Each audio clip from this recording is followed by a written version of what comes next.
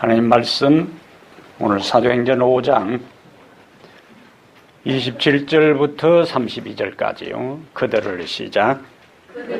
끌어다가 공회 앞에 세우니 대제사장이 물어 이르되 우리가 이 이름으로 사람을 가르치지 말라고 엄금하였으되 너희가 너희 가르침을 예루살렘에 가득하게 하니 이 사람의 피를 우리에게로 돌리고자 함이로다.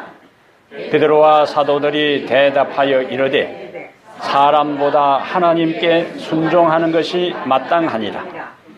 너희가 나무에 달아 죽인 예수를 우리 조상의 하나님이 살리시고 이스라엘에게 회개함과 죄 사함을 주시려고 그를 오른손으로 높이사 임금과 구주로 삼으셨느니라. 우리는 이 일의 증인이요 하나님이 자기에게 순종하는 사람들에게 주신 성령도 그러하니라 하더라. 아멘. 인사하겠어요. 순종하며 삽시다. 순종하며 삽시다. 지난 시일 오늘 우리가 읽은 본문을 살펴봤어요. 오늘 동일한 본문으로 손전등 하나 들고 가는 사람이 되라. 손전등 하나 들고 가는 사람이 되라. 생각을 좀 해보라고 이 제목을 붙였어요. 도대체 저게 무슨 말인가? 마지막 결론 부분에 가면은 오늘 설교 제목의 의미를 여러분들이 확인하게 될 것입니다. 공원에 우리가 산책을 할 때에 자주 보는 광경이 있어요. 개를 데리고 나온 주인이 공이나 막대기를 저 멀리 던지면은 개가 달려가서 그 공을 물고 그냥 노는 것이 아니고 주인에게로 반드시 돌아와요. 한두 번도 아니고 몇 번을 던져도 개는 지루한 티를 내지 않고 싫은 기색을 드러내지 않고 주인이 이쪽으로 던지면 이쪽으로 달려가고 저쪽으로 던지면 저쪽으로 달려가서 그 공을 부지런히 물고 누구에게로? 주인에게로 이제 달려옵니다. 철저한 순종이 철저한 순종. 그래서 사람들이 개를 좋아하는 것 같습니다. 이렇게 순종적인 개를 어찌하여 한국 사람들은 부정적으로 많이 사용하는지 모르겠어요. 개살구, 개팔자, 개떡, 개코, 망나니도 더 심하면은 개망나니. 욕을 할 때도 소새끼 말새끼 하는 대신에 꼭 개를 대가지고. 예?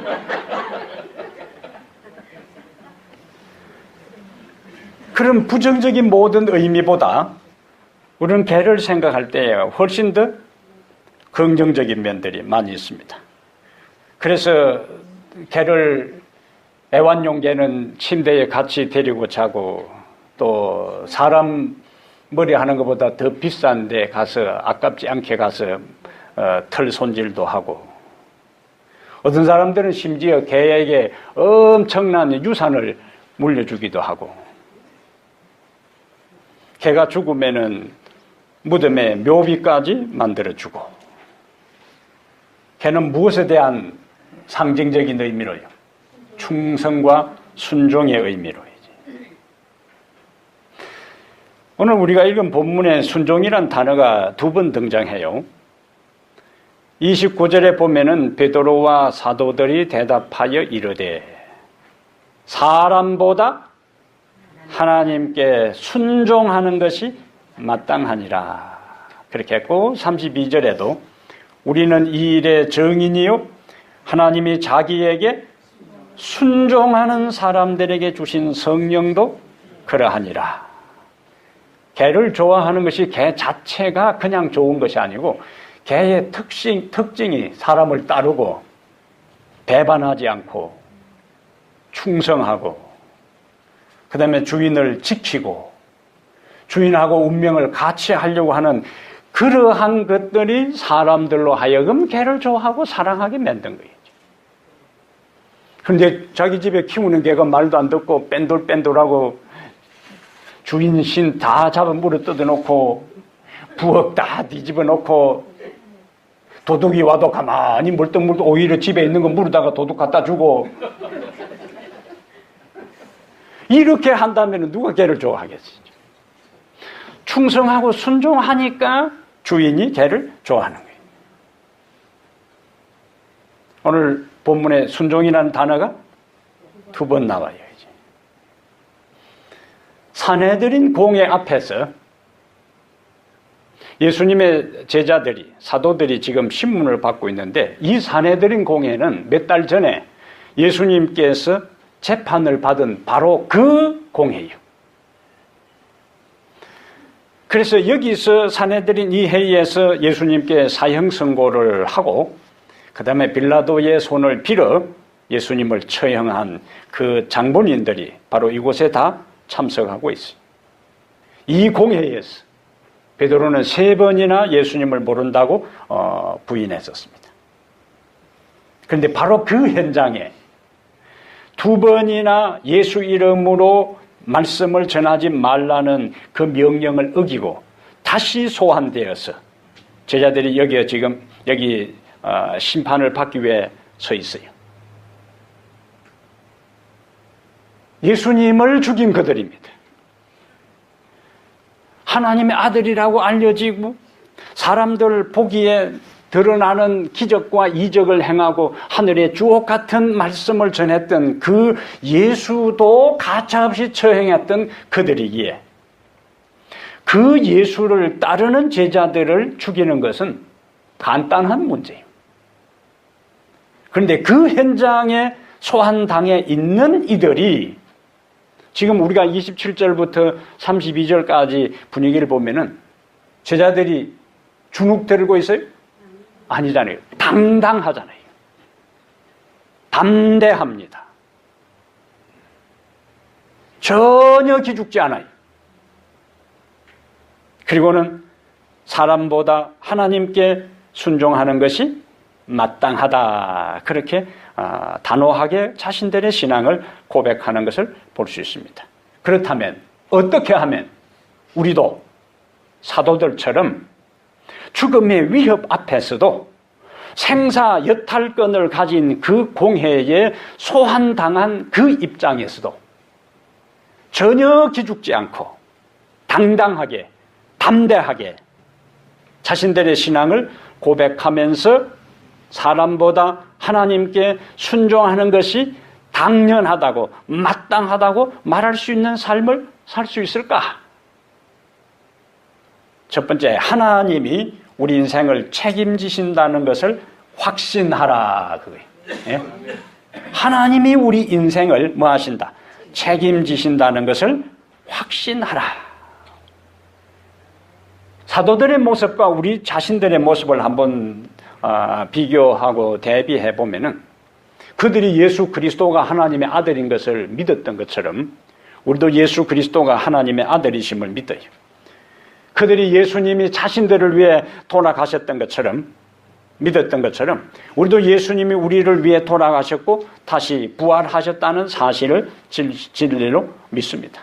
그리고 우리도 하나의 그 결과 하나님의 자녀가 되었고 또 하나님의 자녀는 어떻게 살아야 하는지를 성경을 통해서 잘 알고 있습니다.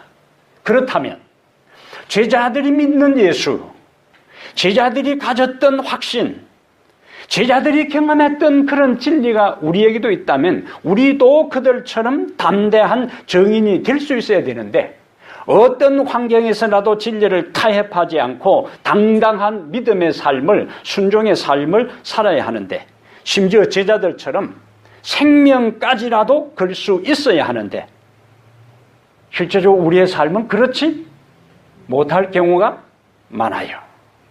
그럼 사도들이 어떻게 우리와 똑같은 성정을 가진 그 사도들이, 우리와 똑같은 연약한 인간들인 사도들이 무엇이 그들로 하여금 하나님께, 사람보다 하나님께 순종하는 것이 마땅하다고 말할 수 있는 믿음을 가질 수 있었을까? 그게 뭐라고요? 하나님이 우리 인생을 책임진다는 것을 확신했기 때문이에요. 4장 19절에 보면은, 4장 19절에 베드로와 요한이 대답하여 이르되 하나님 앞에서, 거기 중요한 단어는 하나님 앞에서 너희의 말을 듣는 것이 하나님의 말씀을 듣는 것보다 옳은가 판단하라. 지금 그들은 원래는 누구 앞에 있는 거예요? 산헤드린 공회 앞에 있는데 그들의 실제적으로 가슴 속에, 마음 속에 믿음으로, 외행적으로는 산헤드린 앞에 서 있지만은 그들의 신앙 고백은 뭡니까? 하나님 앞에 있다는 거예요.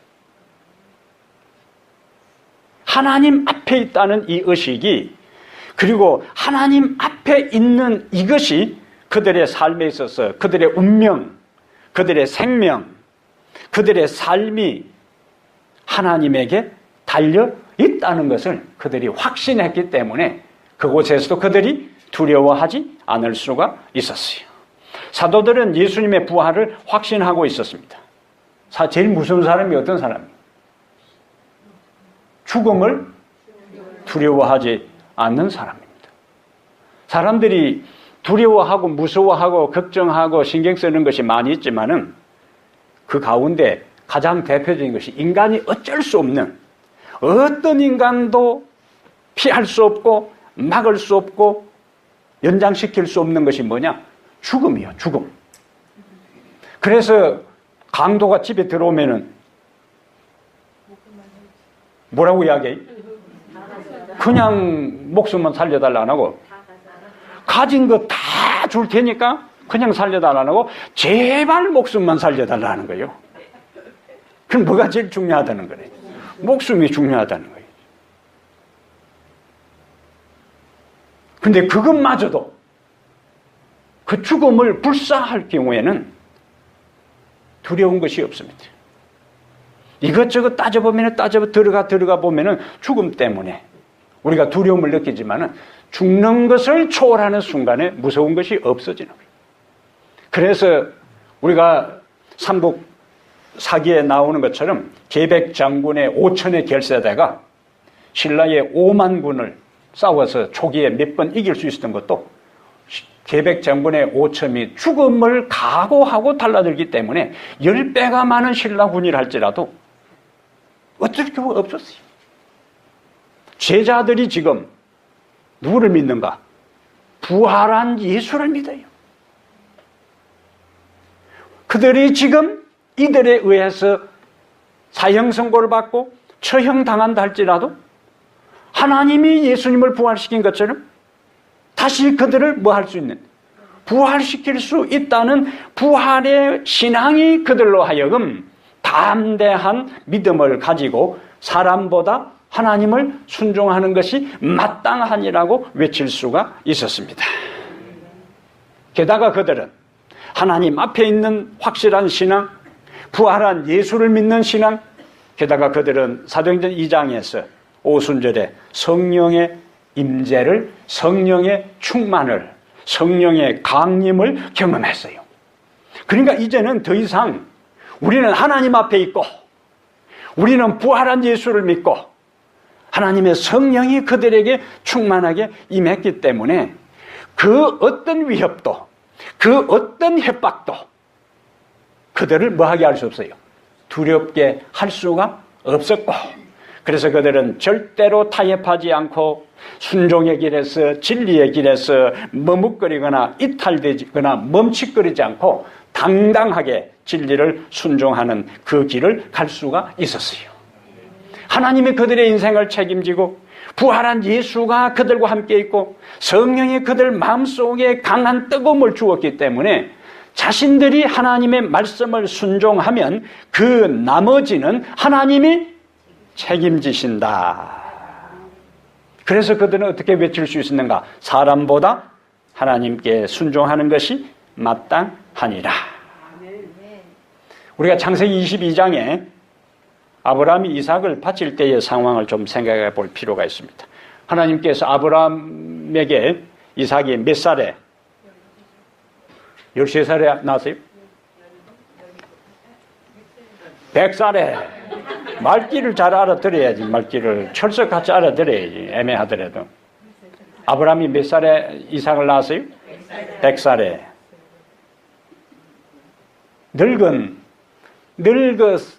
이 종종 늦둥이를 놓는 사람도 보면은 할아버지가 손주 데리고 노는 것처럼 그렇게 하는 모습들이 봐요. 그런데 100살에 아들을 낳고 그 아들이 가정에서 희망으로 무럭무럭 자라갈 때에 난데없이 하나님께서 나타나셔서 그냥 이삭을 제물로 드리라 하지 않고 내 사랑하는 독자 이삭을 데리고 내가 네게 지시한 한산 거기 가서 그를 번제로 드려라.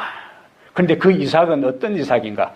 하나님께서 아브라함에게 약속하기를 네 후손이 하늘의 별처럼 바닷가의 모래처럼 누구를 통해서? 이삭을 통해서 그렇게 많게 번성할 것이라고 약속한 그 약속의 후손 이삭이요. 그런데 뜬금없이 하나님께서 그 이삭을 번제로 드려라. 아브라함이 어떻게 할 수 있어요?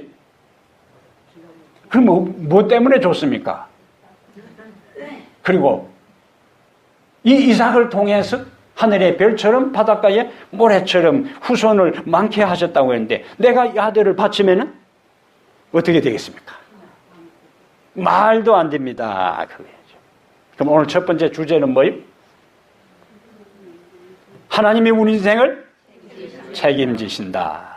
그럼 하나님이 아들을 주신다고 약속해서 아들 주셨고 하나님이 그 주신 아들을 통해서 하늘의 별처럼 바닷가의 모래처럼 많게 할 것이라고 하나님이 약속하셨으니까 그것은 아브라함이 걱정할 문제가 아니에요.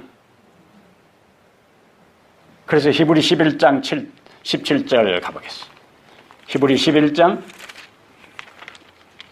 히브리서가 어디 있노? 귀찮다. 이렇게 앉아있지 말고 찾아요. 자꾸.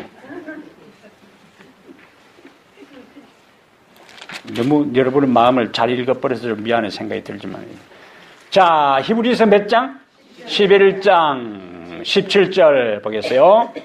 히브리서 11장 17절. 아브라함은 시험을 받을 때에 믿음으로 이삭을 드렸으니 그는 약속들을 받은 자로되 그 외아들을 드렸느니라. 그에게 이미 말씀하시기를 내 자손이라 칭할 자는 이삭으로 말미암으리라 하셨으니 19절 그가 하나님이 능히 계우가 아니고 능히 이삭을 죽은 자 가운데서 다시 살리실 줄로 생각한지라. 비유컨대 그를 죽은 자 가운데서 도로 받은 것이니라. 그러니까 아브라함이 이삭을 제물로 바치려고 모리아 산으로 갈 때에 어떤 마음으로 갔다는 거예요? 내가 비록 이삭을 번제로 제물로 드린다 할지라도 하나님은 그를 다시 살리실 것이다. 왜? 하나님이 그를 통해서 하늘의 별처럼 바닷가의 모래처럼 자손이 많을 것이라고 약속했으니까 지금 아들을 주실 때도 약속대로 이루어졌고 그 다음에 그 말씀대로 내가 순종하면은 나머지는 하나님이 알아서 책임을 지실 것이다. 그러므로 우리가 하나님의 말씀을 순종하기 위해서는 먼저 우리에게 우선되어야 될 것이 있는데 우리가 할 일은 말씀을 뭐 하는 것이고 순종하는 것이고 그 순종으로 말미암아 일어나는 모든 일은 전적으로 하나님이 뭐 하신다? 책임지신다는 것을 확신할 때에 우리가 뭐 할 수 있어요? 순종할 수 있는 겁니다. 오늘 그 확신이 여러분에게 있게 되기를 바랍니다. 그럼 성경적 의미의 순종은 무엇인가? 성경적 의미의 순종은 하나님에 대해 귀만 갖는 것이 하나님에 대해 뭐만 갖는다고요? 귀만 갖는다. 오늘 왜 제목부터 헷갈리게 하더만은 귀만 갖는다. 이것도 이제 들어봐야 돼. 잘. 왜 이렇게 하느냐? 졸지 말고 자세히 잘 들어보라는 이야기요. 자, 순종의 의미는 뭐라고요? 하나님에 대해 귀만 갖는 것이 순종이다. 아프리카의 한 선교사가 오랫동안 한 부족을 위해서 선교 활동을 하다가 그 부족 원주민을 위해서 성경을 번역하는데 영어에 나오는 순종이라는 단어가 성경에 나오는 순종이라는 단어가 그 부족에는 단어가 없어요. 성경에 수없이 많은 순종이라는 단어를 번역하려는데 그 부족들은 몇 언어로 그냥 생활하기 때문에 순종이라는 단어가 없어서 번역을 못하고 있는데 계속 생각해도 적합한 것이 없어서 잠깐 쉬는 시간에 휘파람을 부는데 자기가 키우는 그 개가 주인이 휘파람을 부르니까 자기를 부르는 줄 알고 저 멀리서 다른 동네 개하고 놀다가 그냥 쫓아오는 거예요. 그리고는 주인 앞에 와서 어떻게 하고 꼬리를 치면서 이제 아양을 떠는 거죠. 그 모습을 보는 비서처럼 데리고 있는 원주민이 부족의 그 한 사람이 당신 개는 선교사님의 개는 귀만 갖고 있다. 그래서 선교사는 바로 순종이라는 단어 대신에 귀만 순종이라는 단어가 나오면은 귀만 갖고 있다.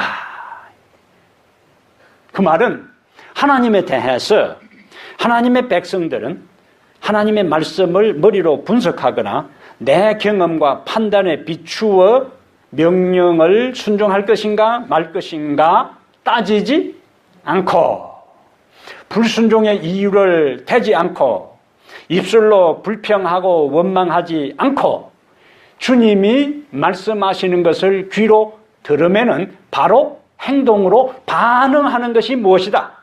순종이다. 네, 순종이다. 그게 어떻게 귀가 되는 지금 귀로 잘 들으라는데 저렇게 제대로 못 듣고 엄떤 소리를 하고 있으면 어떻게 하겠느냐. 모세의 율법에 의하면은 히브리 종은 7년 동안 주인을 봉사하면은 6년 봉사하면은 7년째에 자유를 얻게 돼요. 안식년입니다. 그런데 이 종이 주인을 사랑해서 나는 자유인이 되지 않고 계속 종으로 남겠습니다 하면은 어떻게 해요? 그러면 주인이 그 종을 데리고 재판장에게로 가요. 그러면 재판장이 송곳으로 귀에다가 구멍을 뚫어요. 귀걸이 하려고 하는 게 아니고 귀에다가 송곳으로 구멍을 뚫습니다. 그러면 이 사람은 지금까지 6년 동안 한시적으로 종로를 했지만은 재판장 앞에 가서 벽에다가 대고 귀에 구멍을 뚫으면은 이 사람은 이제 이 주인의 어떤 종? 영원한 종이 되는 거예요. 그러면 하필이면 왜 어디다가 구멍을 뚫어요? 귀에다가 구멍을 뚫었을까? 항상 이제는 뭐요? 영원히 주인의 당신의 종이 되어서 항상 주인이 당신이 말하면은 언제든지 들은 대로 내가 뭐 하겠다고? 순종하겠다는 거예요. 순종. 예? 그래서 구약 성경에 순종이라는 말이 히브리어로 샤마라는 말이에요. 샤마. 그거는 듣다. 그래서 신명기 6장에 이스라엘아 들으라 할 때 쉐마 하는 것은 무슨 뜻이라고요? 들으라. 그러면 자 듣는 거하고 순종하고 어떻게 연결되는지 보겠어요. 신명기 4장으로 가보겠어요. 신명기 4장에 여러분들 성경 통독하는 분들 신명기에서 이제 보시면은 하고 이제 나오고요. 안 읽은 분들은 이러고 읽은 분들은 이렇게 되는 거예요. 자, 4장에요. 4장 1절에 자 지금 듣는 거 하고 지금 뭐하고 연결시키는 거예요? 순종. 자 4장 1절 보세요. 이스라엘아 이제 내가 너희에게 가르치는 규례와 법도를 듣고 그 다음 뭐예요? 듣고 뭐 하라고요? 준행하라. 그리하면 너희가 살 것이요 너희 조상의 하나님 여호와께서 너희에게 주시는 땅에 들어가서 그것을 얻게 되리라. 5장에 가세요.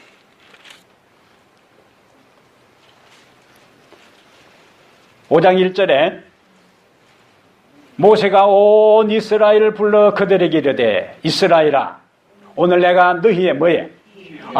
귀에 말하는 규례와 법도를 뭐하고? 듣고 그것을 배우며 또 뭐하라? 지켜 행하라. 하나님께서 우리에게 우리 귀에 뭐하시고? 말씀하시고 우리는 그 말씀을 듣고 그 다음에 뭐로 연결되는 거예요? 지켜 행하라. 6장 가보세요. 6장.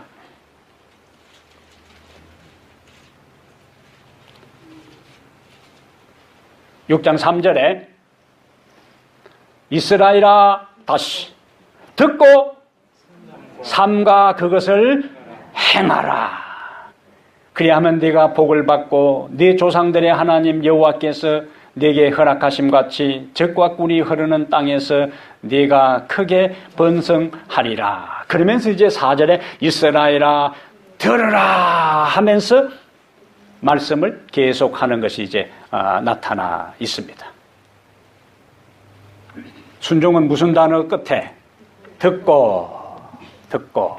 그래서 이스라엘의 6년 동안 주인을 섬긴 그 종이 앞으로 영원히 당신을 섬기겠다는 표시로 귀에 구멍을 뚫는 것은 주인인 당신이 나에게 무엇을 말하든지 나는 언제나 그대로 듣고 순종하겠다 하는 표시로 귀에다 구멍을 뚫은 거예요.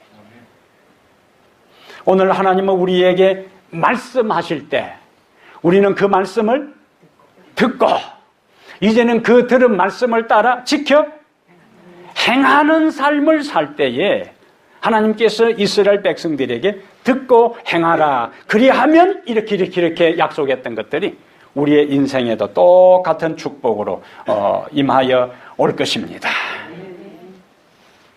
우리가 예수님을 그렇다면 우리의 주인으로 고백한다는 말은 예수님이 우리의 주인이라면 우리는 그분의 종이라는 것이고 종은 주인의 말을 들을 뿐만 아니라 들은 말씀을 따라 지켜 행하는 것이 종과 주인의 삶의 관계입니다. 근데 그것도 마지못해서 할 수 없이 억지로 입이 5cm나 나와서 하는 것이 아니고 성경의 순종은 절겨 기쁨으로 하는 것이 하나님이 기대하는 바로 그 순종입니다. 예? 아무에게나 하나님께서 순종하라고 요구하잖아요. 제가 초등학교 반장 시절에 촌에서 선생님이 이제 칠판에 글을 쓰다가 분필이 떨어지면은 누구에게 가져오라 그래요? 반장에게 가져오라. 아무에게나 가져오라 안 하고 꼭 분필 떨어지는 그것도 반장 교무실에 가서 분필 한 통 가져오라 그래요. 그러면은 수업하다가 분필 떨어졌다고 선생님이 반장 교무실에 가서 분필 하나 가져오라면은 그렇게 기분이 좋을 수가 없어요. 으쓱하잖아요. 그리고 수업이 다 마치고 청소 검사한 다음에 교무실에 가서 청소 다 마쳤다면은 열쇠꾸러미를 주면서 문 잠그고 집에 가라면 해요. 그 줄줄 있는 열쇠꾸러미 들고 교실에 문 잠그러 올 때 으쓱한 거예요. 이제. 반장 안 해본 사람 잘 몰라. 네. 선생님이 아무에게나 시키지 않다고요. 예? 아무나 시키지 않고 선생님이 신뢰하고 신임하고 사랑하고 아끼는 제자에게 자기가 해야 할 일을 시키는 거예요. 예수님께서 아무에게나 그 고귀한 말, 주옥 같은 말씀, 예? 그 생명의 말씀을 아무에게나 말씀하시면서 이대로 하지 않아요. 이대로 하라고 명하지 않습니다. 하나님께서 오늘 우리에게 말씀하시는 것에 대해서는 그 말씀이 우리를 살리고 우리를 회복시키시고 우리를 소생시키고 우리를 하늘에 이르게 하는 삶의 좌표가 되고 방향타가 되기 때문에 우리를 신뢰하고 우리에게 행하라고 말씀하시는 것입니다. 오늘 그 말씀이 여러분에게 들리는 대로 듣고 지키고 행하는 순종의 사람들 되기를 주의 이름으로 축복합니다. 아멘. 그럼 이제 어떻게 살아야 하는가? 믿음으로 순종의 길을 걸어가라. 우리가 인생은 캄캄한 밤길을 걷는 것 같이 앞이 잘 안 보입니다. 당장 내일도, 당장 눈앞에 바로 이 시간 이후에 내 인생에, 내 삶에, 우리 가정에 어떤 일이 닥칠지 아무도 몰라요. 한치 앞을 내다보지 못하는 것이 우리 인간의 모습입니다. 그래서 하나님께 순종하고 싶어도 혹시라도 캄캄한 밤길인지라 앞에 낭떠러지가 있어 떨어지면 어떨까? 그리고 하나님의 말씀대로 순종했다가는 망할 것 같고 하나님의 말씀대로 순종했다가는 어려움에 처할 것 같고 하나님의 말씀에 순종했다가는 손해볼 것 같아서 주저하고 머뭇거리고 핑계댑니다. 하나님은 우리에게 모든 것을 다 보여주면서 가라고 하지 않아요. 그러면 믿음이 없는 사람도 갈 수가 있어요. 하나님은 야광 조병탄을 수십 개 하늘에 떨어뜨려 놓고 터뜨려 놓고 저 우리가 가야 할 인생길을 미리 다 보여주면서 가라 그렇게 하잖아요. 그분은 우리에게 달랑 손전등 하나 주고 그것도 개우 10m 앞에 비출 수 있는 그 손전등 하나 주면서 가라 그렇게 하는 거예요. 그 손전등은 믿음이요 하나님의 말씀입니다. 이스라엘 백성들을 하나님께서 인도하실 때에 애굽에서 나와서 가나안 땅까지 가는, 요즘은 내비게이션이 있어가지고 하나님께 기도하고 도움 받을 것도 없어. 그 당시에는 지도가 있는 것도 아니고 내비게이션이 있는 것도 아니고 한 번도 그 광야 사막을 통과하지도 않은 사이, 사막에 길을 잃은 사람들은요 자칫 잘못하면 계속 그 자리에 뱅뱅뱅뱅 돈다 그래요. 방향감을 상실해버리고 있죠. 계속 돌다가 죽는 거예요. 여기가 저기 같고 저기가 여기 같고. 그 길을 이스라엘 백성들이, 그것도 한두 명도 아니고요 200~300만이나 되는 사람들이 한 번도 가보지도 않은 길을 가다가 잘못되면 그들이 다 광야에서 몰살당하는 거예요. 거기에는 철저하게 무엇이 전제되어 있는가? 하나님에 대한 절대적인 믿음이 전제되어 있기 때문에 그들이 뭐 할 수 있는가? 길을 걸어서 갈 수가 있는 것입니다. 우리 손에 들려진 하나님의 말씀은 한 번에 우리의 인생 전부를 다 비춰주는 것이 아니고 걸어간 것만큼 또 앞에 보이는 거예요. 10m 비출 수 있는 그 손전등은 그대로 있으면 안 보인다고 포기하고 주저하고 있으면 10m 밖은 보이지 않지만은 10m 전진하면은 또 앞에 10m를 하나님께서 우리에게 보여주시는 거예요. 하나님께서 우리에게 손전등 하나 주면서 내가 가라는 곳으로 가라 하는 그것은 그렇게 손전등 하나 들고 가면은 내가 뭐 하겠다고? 책임지겠다는 것을 전제하는 거예요. 못 믿는 사람은 그 자리에 머무는 것이고 믿는 사람은 그 자리에 머물지 않고 앞으로 뭐 할 수 있다? 전진할 수 있는 것입니다. 이스라엘 백성들이 하나님께서 인도하겠다는 말씀에 의지해서 나갔을 때에 하나님은 구름 기둥과 불 기둥을 그들 앞에 인도하게 하고 그들 함께 있게 해서 그들이 광야의 생활을 지혜롭게 아무 어려움 없이 통과하도록 도와주셨어요. 그들이 애굽에서 가지고 온 양식은 중간에 다 떨어져 버렸어요. 애굽에서 가져온 물도 다 떨어졌어요. 그러나 하나님께서 먹을 것을 주시고 마실 것을 주시고, 그리고 입은 것은 떨어지지 않게 하고, 신은 신도 낡아지지 않게 하고, 하나님의 말씀을 따라 움직인 자에 대해서 하나님이 책임지신 것을 볼 수가 있습니다. 시편 32편 8절에 내가 너의 갈 길을 가르쳐 보이고, 너의 갈 길을 가르쳐 보이고 너를 훈계하여 주목하리로다. 따라합니다. 내가 너의 갈 길을 가르쳐 보이고 너를 훈계하여 주목하리로다. 구름기둥과 불기둥은 그들을 약속의 땅까지 하나님께서 인도해 주셨어요. 하나님께서 우리를 죄악의 세상에서 건져주셨습니다. 그러면 그분은 죄악의 세상 애굽에서 우리를 건지신 하나님은 하늘 가나안 땅까지 우리를 반드시 뭐하시고 책임지시고 인도하실 것이라는 것을 믿게 되길 바랍니다.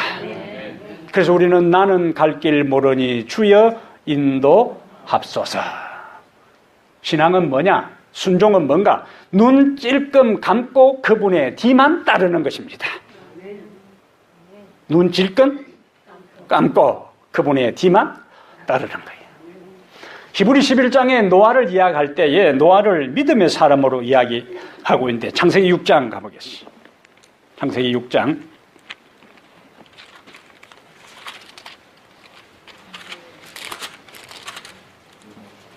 창세기 6장 22절.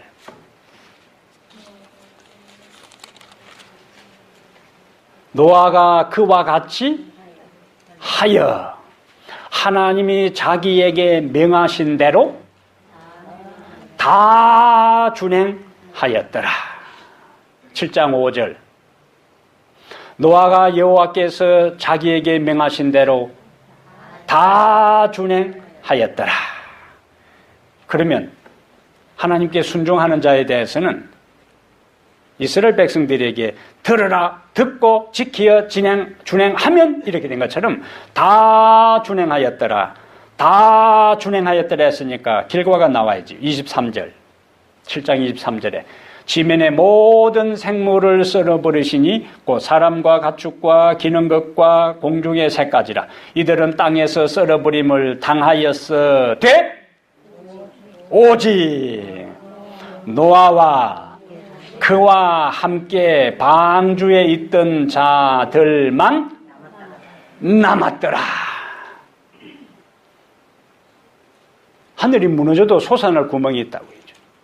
지상에 유례 없던 홍수가 나서 다 멸망당하는 가운데서도 노아와 그와 가족이 살아남을 수 있었던 것은 왜?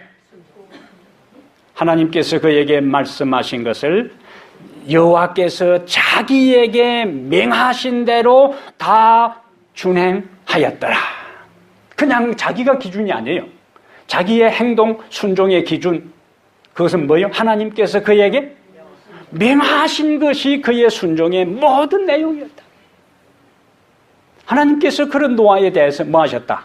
책임지시고 살려주셨어요. 12장에 가겠어요. 다시 12장에 아브라함의 삶을 우리가 다시 잠깐 보겠습니다. 창세기 12장 1절에 여호와께서 아브라함에게 뭐하고 이르시되 너는 너의 고향과 친척과 아버지의 집을 떠나 내가 네게 보여줄 땅으로 가라. 가라. 4절. 이에 아브라함이 그 다음에 여호와의 말씀을 따라 갔고 여호와의 말씀을 따라 갔고 아브라함의 모든 행동, 그의 순종의 기초는 하나님께서 그에게 말씀하신 그 말씀이었어요. 그동안에 자기가 수고하고 열심히 노력해서 가정이 안정되고 물질적으로 여유가 있고 그리고 그 지역의 유지로서 안정된 삶을 살 때 하나님께서 뜬금없이 나타나서 그냥 가라고. 한 번에 하나님께서 아브라함에게 모든 것을 보여주지 않았어요. 간 것만큼 그 다음 단계를 인도한 것을 볼 수 있어요. 그러한 지시를 어떻게 받았는가?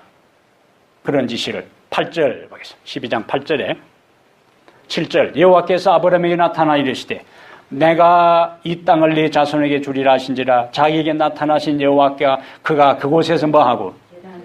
제단을 쌓고.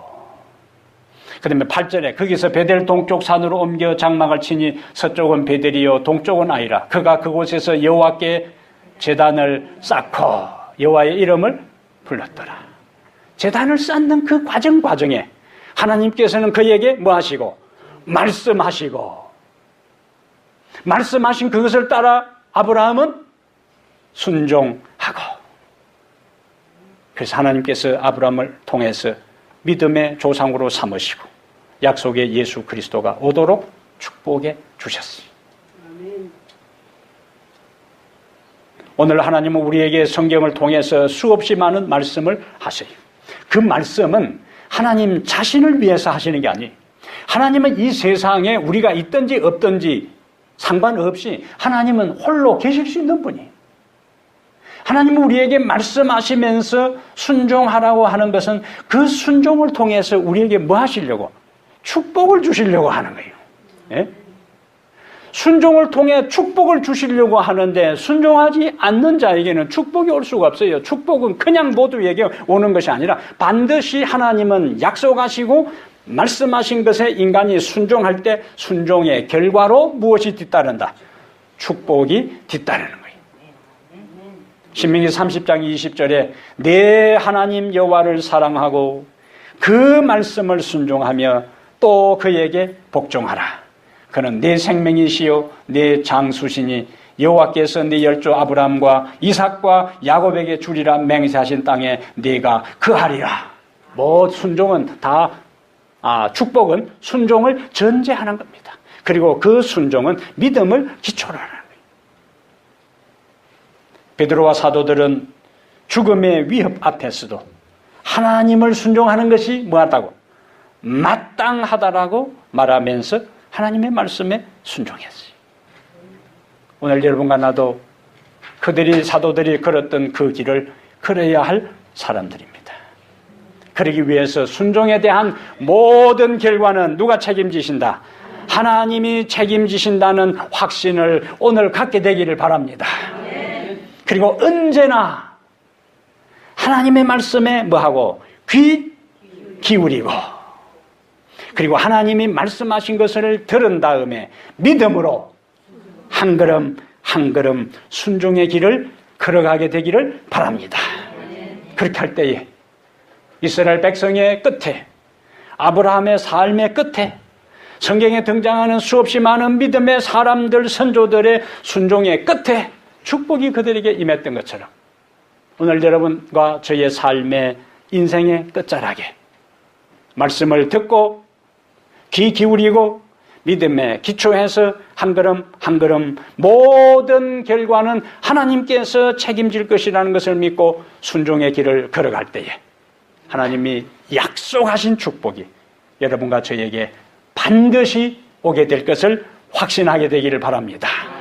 그리하여 우리에게 하나님께서 들려주신 말씀의 손전등 하나 들고 우리의 눈앞에 아무것도 보이지 않아도 믿음으로 걸어갈 때 그 말씀의 등불이 우리가 가야 할 방향을 제시해 주실 것이고, 그 말씀의 등불이 내가 어떤 위치에 있는지를 깨닫게 할 것이고, 그 말씀의 등불이 궁극적으로 우리가 도달할 이를 하늘의 영광의 나라에 그 빛을 비추어 줄 것입니다. 우리 모두가 말씀 머지하여 믿음으로 순종의 길을 걸어가 약속의 축복을 받는 모든 성도들 되기를 주의 이름으로 축복합니다. 하나님 우리 아버지, 우리에게 말씀하시고 우리로 하여금 그 들은 말씀을 따라 순종의 길을 걸어가도록 오늘 우리에게 말씀하시고 깨우쳐 주시니 감사합니다. 주님은 우리에게 어떤 말씀을 하시든지 그 말씀하신 바는 결국 우리의 인생의 유익과 축복을 위하여 하신 말씀이요. 그리고 그 말씀을 따라 우리가 살 때에 하나님께 영광이 되고 기쁨이 되기에 우리에게 말씀하시는 줄로 받아들이게 해 주시옵소서. 주님이 말씀하신 것을 우리의 얄팍한 꾀와 우리의 제한적 분별력과 지혜와 지식을 가지고 재단하거나 제한하지 않게 하시고 모든 것을 아시고 모든 것을 하실 수 있고 모든 것을 주시기를 원하시는 주님이 하신 말씀이시기에 들은 대로 따라갈 수 있는 믿음을 우리에게 주시옵소서. 우리가 말씀을 따라 삶으로 나타나는 모든 결과에 대해 염려하지 아니하고 말씀하신 주님이 책임지신다는 확신 속에 말씀을 귀담아 듣고 준행하며 걸어가는 저희들 모두가 되게 하여 주시옵소서. 오늘 말씀을 통하여 내 스스로 되돌아볼 때 하나님이 분명히 나에게 깨우쳐 주시고 알게 해 주신 말씀을 이런저런 인간적인 생각으로 아직도 따르지 아니하고 순종하지 아니하고 반응하지 아니하고 있는 것들이 생각난다면 하나님 그것에서 더 이상 머뭇거리지 아니하게 하시고 당장에 순종할 수 있는 믿음을 오늘 바로 이 시간 여기에서 우리들 모두에게 허락하여 주시옵소서. 인생 삶이 만만하지 않습니다. 지칠 일도 있고 속상한 일들이 있고 상처받은 일들도 있고 기대하고 바라던 대로 삶이 풀리지 아니하여 어려움 가운데 있는 주의 귀한 아들과 딸들 마음속에 하늘의 위로로 채워주시며 성령의 위로로 그들의 마음을 어루만지시고 하나님 의지하는 믿음으로 오늘의 어려움과 위기를 극복하고 새롭게 도약하고 승리할 수 있는 용기 있는 신앙인들 다 되게 해 주옵소서. 주께서 우리에게 주신 모든 말씀을 인하여 감사하고 우리 주 예수 그리스도 거룩하신 이름으로 간절히 축복합니다. 아멘.